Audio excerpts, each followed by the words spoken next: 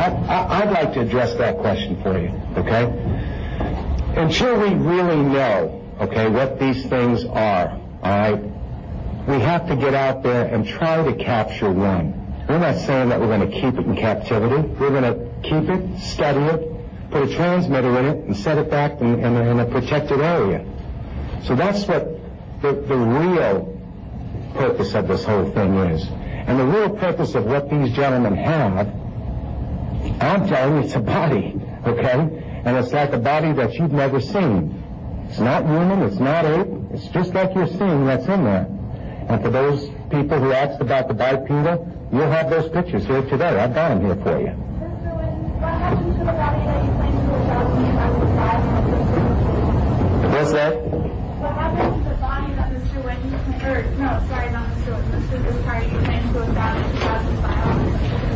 I'm glad that you addressed that also, okay? That was a deranged woman from Stagecoach, Nevada, who was listening to the George Norrie show a little bit once too often, and she convinced one of my people up north that she had two of these things in captivity.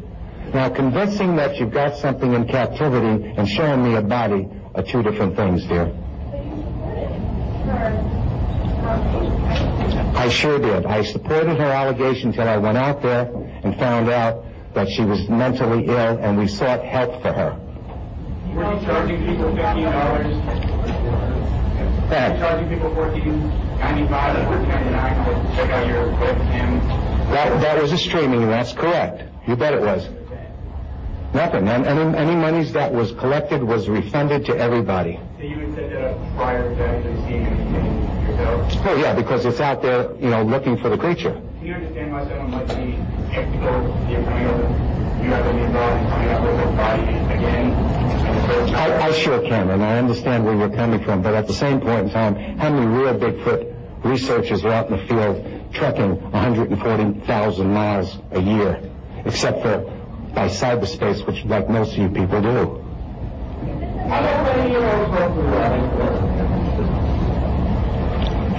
As much as we can. Don Sanchez coming from you, that's the kind of answer you're going to get, even though I respect you dearly. Yes, ma'am. Male creature in the United States in other areas of the United States and the world? Yes, it is definitely a male creature, number one. And number two, I got to make you people understand, there's not just one Bigfoot, okay? There's a minimum of 3,500 to maybe a maximum of 7,000 of these creatures across the land. There are thousands of these throughout the country. Clearly, most of the earlier sightings were in the Pacific Northwest. Now we have them in Georgia. That suggests that they're covering the continent, or at least at these latitudes, covering the continent. There have been humans on this continent for at least 12,000 years. There have been Europeans on this continent for 400 or 500 years. Why is it that we just find a body now in the 21st century where we have a nice news cycle in the web? Well, you know, I can't answer that question to you, but I can pose one back to you. And that is this. We've had 72 planes crash in the last 25 years from Sacramento to Anchorage, Alaska. How come we haven't found these planes or the wreckage or these people who crashed in them with the satellites and everything that we've got at our disposal today? Is that over water? No, I'm talking about land. 72 planes? That's correct, over the past 25 years. But better yet, let's go something a little bit closer. When was the last time you found a skeleton of a bear in the woods? How many have you seen, sir? Yeah, of course you did. Like I've seen a bunch of ghosts. At the same point in time, let me give them one more better than that. Last year, this month, Steve something or another, Fawcett, thank you. He crashed, his plane crashed with him in it in a radius of 200 miles, people. And today, with the high-tech world in which we live, how come we couldn't find his body or the crash? Think about it. Tom, instead of facing this kind of persecution from the press, you've obviously found a creature that is different. You can tell that just by your eyes. Why not show us the body? It will be shown, and it's a great question, okay?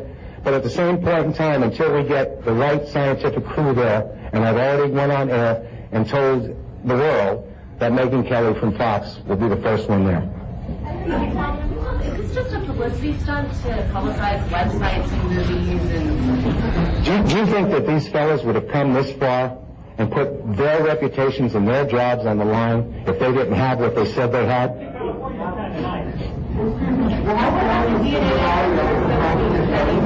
You will have that before you leave. I told you that. Yes, you will. What does it say? Can you talk about the DNA, please?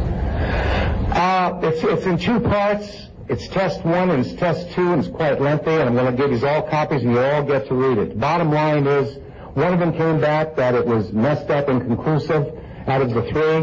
One came back as human, and the other one came back that because where they took the sample, which was from the intestines, okay, came back possum. So that could have been possibly what this thing had eaten. So we don't know. You have no DNA results. Yes, we do. We got what came back from the scientists, which you will have a copy. Good question. It's the scientist's name is Kurt with a C, C-U-R-T. Last name Nelson, N-E-L-S-O-N. He's with the University of Minnesota. I heard that we was really optimistic about the DNA being released at this press conference. I'm sorry? I heard that he wasn't even expecting the DNA to be ready for this press conference. Who'd you hear that from? Yeah, well, more rumors. I'm waiting for a friend of mine at Stanford. He'll be back from holiday on Monday. His name is Richard Klein.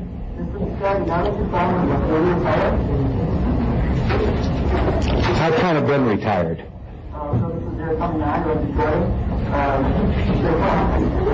By the way, I love your costume. You guys might want to get a picture of that. Anything else? So you said you'll appreciate efforts to give up one conclusion, one machine, and one problem. Correct. That's correct. And that's the ones I'll provide you. I also will provide you with 2 pictures. One of the bipedal creature walking upright. I also provide you with a picture of the actual tongue and teeth, that you will actually see that this is not a mask. Who is Richard Klein, you say? He's the professor over at Stanford. And he's involved in what? He's a paleontologist who I know and I've worked with in the past. He's on holiday, and I'm going to ask him. There's an Igor and a Dmitry from Russia that will be here a week from Saturday, who are coming in to examine the body also. They're very prominent in the Bigfoot world. Sir, what if you both by the aliens? Can you tell us why? Well, I can answer that for you because that's what I asked also. I says, it says frost-free. Why would you put water in there? He says, well, I thought that's how you make ice. I says, no, it freezes the way it is, unless there's no frost anywhere in the place. So we just kept on putting water in. And that's one of the same questions I had, too. Sure. We can do that. Just whenever you're through with talking with the boys, we can handle that.